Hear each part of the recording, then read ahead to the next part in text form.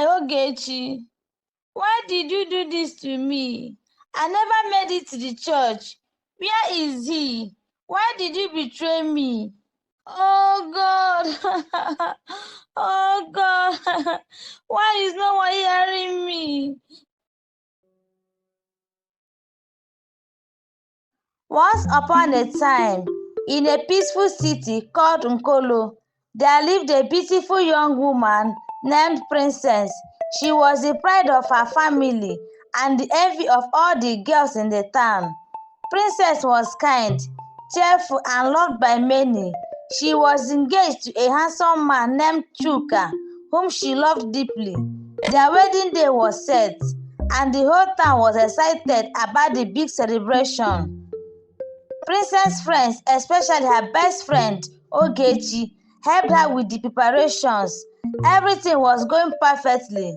Princess couldn't wait to wear her beautiful white wedding dress and walk down the aisle to marry the love of her life.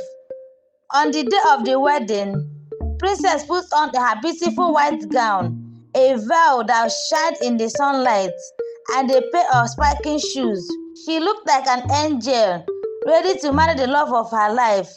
Her friends and family were all waiting for her at the church, but something terrible happened on her way to the church. As Princess and her best friend Ogechi were on their way to the church, their car broke down. They were stranded on a lonely road, and while they waited for help, a truck came speeding down the road and crashed in their car. Princess died instantly, leaving everyone in the town heartbroken. The wedding that was supposed to bring joy became a day of sorrow. Years passed, and people in Nkolo lived their normal lives. They have all forgotten about the princess. But what they all did not know was that her spirit has been moving around the village crying, but no one can see her. One night, a young man named Chidebere was walking home after a long day at work. He was tired and ready to sleep, but as he walked, he saw something unusual. He heard a faint crying sound. He looked around, confused. He then saw a woman in a white dress walking ahead of him. She seemed lost, her head hanging down as she whispered to herself. As she walked past him, Chidebere saw her sobbing. Why, Ogechi? Why did you do this to me? I never made it to the church. Where is he? Why did you betray me? Oh God! Oh God! Why is no one hearing me? At first, Chidebere thought it was just a sad woman, but something felt wrong. The street was cold, and the air around her was strange. He suddenly realized this was no ordinary woman.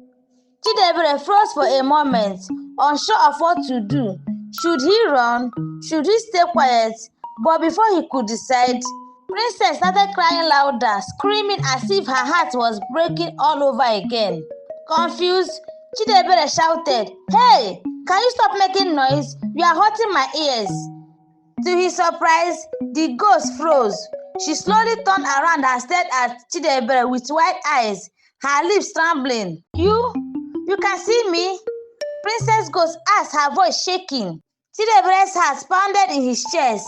He did not believe in ghosts, but here was a woman dressed as a bride, talking to him as if she was from another world. He did not know what to say, but somehow he found the courage to respond. "Yes, I can see you," Chidebere said, taking a step back. Princess rushed towards him, her eyes filled with hope. Her eyes were full of pain and tears streaming down her face. She looked like she had been crying for a long time. "Oh, you can hear me? You can see me? Oh God, I have been wandering for years, and no one has ever heard me. No one has ever seen me. But you can hear me. You can see me. Oh God." Oh. Chidebere nodded slowly. "Yes, I can see you." Tears filled Princess' eyes again, but this time they were tears of relief. "Please help me," she begged. "I need to find out what happened to me. I need to find Chuka. I need to know why my best friend Ogechi betrayed me." Chidebere swallowed hard. Who are you? He asked, his voice trembling. You are so loud. I am Princess. I was supposed to marry the love of my life, Chuka, but I on the way to the church. I never made it. I have been lost ever since, wandering the city, looking for answers, searching for justice. Oh God! The ghost replied. Chidebere could feel her sadness like a heavy cloud hanging over him. He did not know why he could see her, but he knew he had to help her. Something about her story touches his heart. What happened to you, Princess?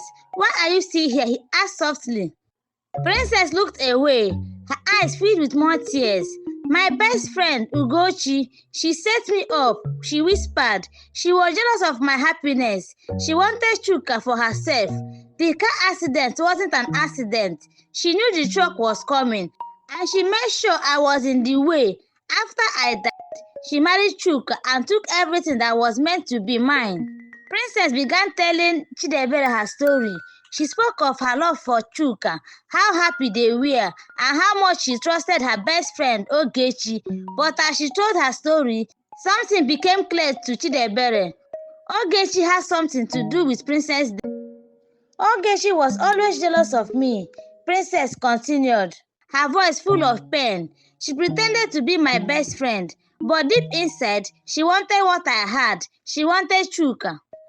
As Princess finished her story, Chidebere's heart filled with anger. How could someone be so cruel?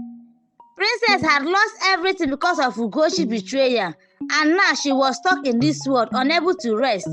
I will help you, Princess, Chidebere said firmly. I will help you find justice. Princess wasn't just sad. She was angry. She wanted revenge. She wanted Ogechi to pay for what she had done. I can't rest until Ogechi confessed. She stole my life, and now she's with Chuka. They are living together, laughing, while I'm stuck here, lost and forgotten. Amaka said, her voice now filled with rage. Chidebere knew he was in deep trouble now. He had spoken to a ghost, and now he was part of her plan, but he couldn't turn back. He had to help her. Together, Princess and Chidebere began visiting Ogechi's house at night. Princess would scream and cry outside her window, her ghostly voice filling the air with sorrow and pain. Ogechi would wake up in fear, her heart pounding, but she couldn't see who was making the noise. Why is this thing happening? Ogechi would whisper to herself in fear, as Princess' cries grew louder each night. But Princess did not stop. She tormented Ogechi night after night, crying for her lost love, screaming for justice. The once happy Ogechi began to lose sleep. She became restless and paranoid. She could feel the presence of the lost bride, but she did not know who it was. One night, Princess and Chidebere decided it was time for Ogechi to face the truth. They stood outside her house, and Princess screamed louder than she had ever screamed before. Confess, Princess shouted, her voice shaking the walls of the house. Confess what you did to me. Ogechi came out, running out of her house, trembling with fear. Who are you? She cried. What did you want from me? Princess appeared before her, her ghostly figure floating in the night air.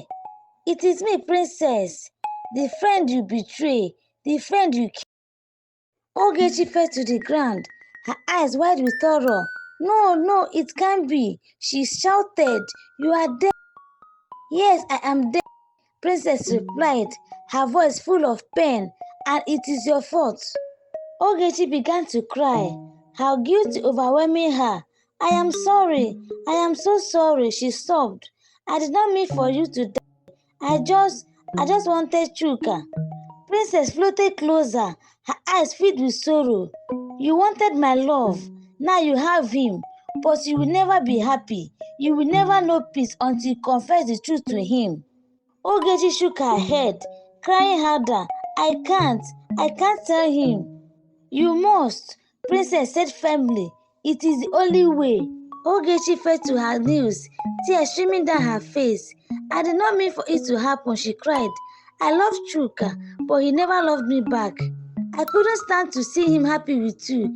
I thought if you were gone, I would have him. I don't know it will go this far. Please forgive me.